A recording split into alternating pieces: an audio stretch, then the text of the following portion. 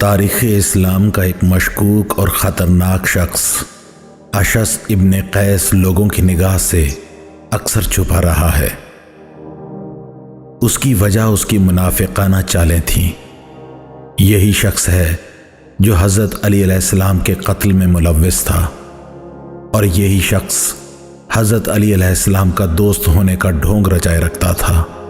امیر المومنین علی ابن ابی طالب کی خلافت میں اسے گورنری سے معزول کر دیا گیا تھا، اس لیے اس کے دل میں اس کا کینہ اور دشمنی ہمیشہ باقی رہی۔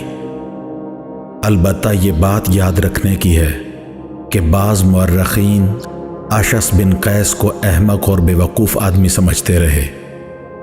حقیقت یہ ہے کہ وہ ایک نہایت زیرک اور چالاک شخص تھا۔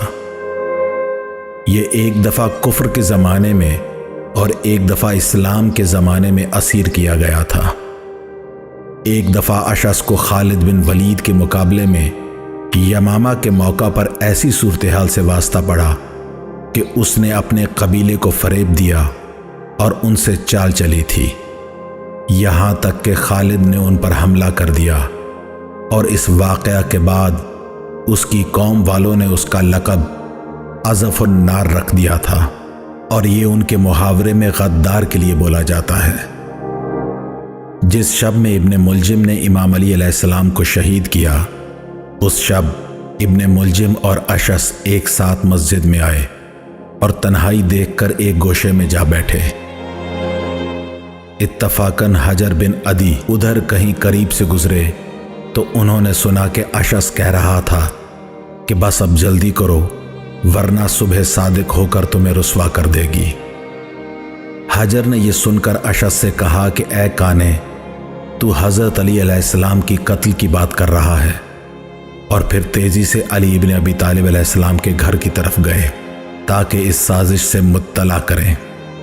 وہاں امیر المومنین علی ابن ابی طالب علیہ السلام کو نہ پا کر حجر بن عدی واپس پلٹے تو ابن ملجم اپنا کام کر چکا تھا۔ اسی طرح تاریخ کی کتاب مروج الذہب و معادن الجوہر جلد دوئم یہ بھی بتاتی ہے کہ اسی اشعث کی بیٹی جودہ، جو امام حسن علیہ السلام کی زوجہ تھی، نے امام حسن علیہ السلام کو امیر شام سے ساز باز کے بعد زہر دیا تھا۔ امیر شام نے جودہ سے وعدہ کیا تھا کہ وہ اسے 1,00,000 درہم دے گا اور اس کا نکاح اپنے بیٹے یزید سے کر دے گا۔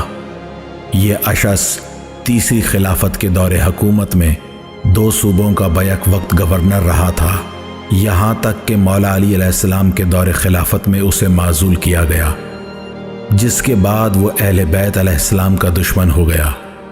بہرحال وہ اس کے بعد بھی اعلانیہ باغی نہیں ہوا۔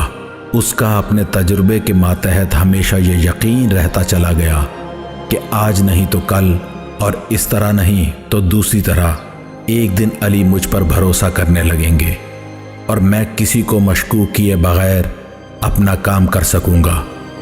چنانچہ ایک رات کا قصہ خود حضرت علی علیہ السلام نے اپنی زندگی میں ایک خطبے میں یوں سنایا ہے۔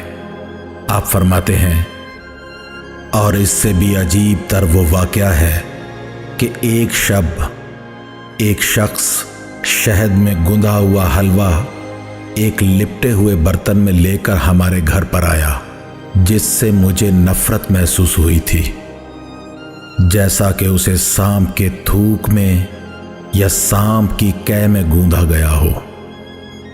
میں نے پوچھا، کیا یہ کوئی بخشش ہے یا زکوٰۃ یا یہ صدقہ ہے، کیونکہ یہ چیزیں تو ہم اہل بیت پر حرام ہیں؟ اس نے کہا، نہ یہ وہ ہے نہ یہ ہے، بلکہ یہ تو آپ کے لیے ہدیہ پیش کرتا ہوں۔ میں نے جواب میں اس سے کہا کہ پسرے مردہ، عورتیں تجھ پر روئیں، کیا تو دین کی آڑ میں مجھے فریب دینے کے لیے آیا ہے؟ کیا تیرا دماغ چل گیا ہے؟ کیا تو جنونی ہے یا تو کوئی دوسرا ٹھکانہ بنانے جا رہا ہے؟ خدا کی قسم، اگر مجھے 7 کائناتی مملکتیں ماں اس سامان کے دے دی جائیں جو آسمان کے نیچے ہے، اور مجھ سے یہ امید کی جائے کہ میں ایک چونٹی سے ایک جو کا چھلکا چھین لینے کا खुदाई गुनाह करूं तो मायूस होना बेहतर है। मेरे नज़दीक तो ये दुनिया उस पत्ती से भी हकीर है जिसे एक टिड्डी मुंह में लिए हुए चबा रही हो।